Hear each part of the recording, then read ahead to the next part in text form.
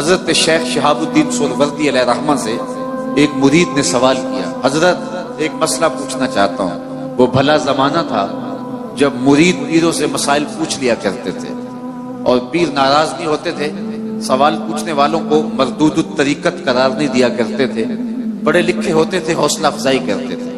تو مرید نے پوچھا، حضرت ایک مسئلہ پوچھنا چاہتا ہوں۔ کہا پوچھئے۔ کہا اس کائنات میں سب سے افضل جگہ کون سی ہے؟ شیخ نے برجستہ جواب دیا، بیٹا وہی جگہ جہاں حضور جلوہ فراز ہے۔ تو شیخ کی بارگاہ میں مرید نے دوسرا سوال کیا، پھر ہم جنت کی آرزو کیوں کرتے ہیں؟ اگر سب سے افضل جگہ وہ ہے تو پھر ہم جنت کی آرزو کیوں کرتے ہیں؟ تو شیخ نے جو جواب دیا وہ سننے کے قابل ہے۔ فرمانے لگے، بیٹے جب حضور یہاں ہیں تو یہ جگہ افضل ہے، جب جنت میں ہوں گے تو جنت افضل ہوگی۔ مکے میں ہیں تو مکہ افضل، مدینے میں ہیں تو مدینہ افضل، جنت میں ہیں تو جنت افضل۔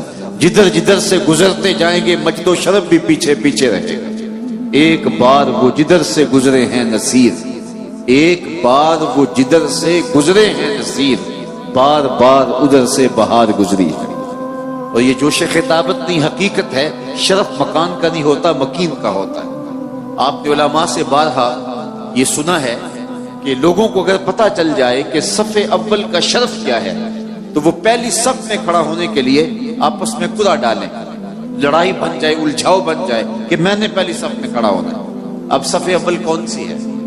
یہ جو محراب کے ساتھ والی صف ہوتی ہے یہ صف اول ہے، لیکن امام اگر مصلی اٹھا کے برآمدے میں لے آئے تو مجھے بتاؤ کہ محراب کے ساتھ والی صف کو صف اول کا شرف نصیب رہے گا؟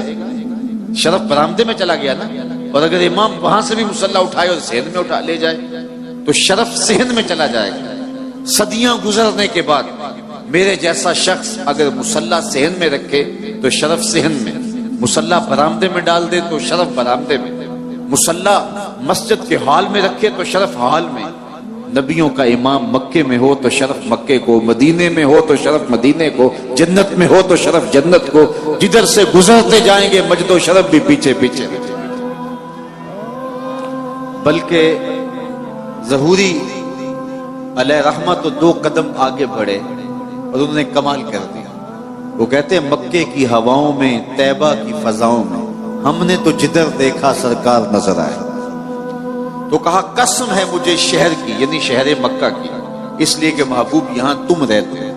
تو محبوب کی وجہ سے اس شہر کی قسم کی گئی۔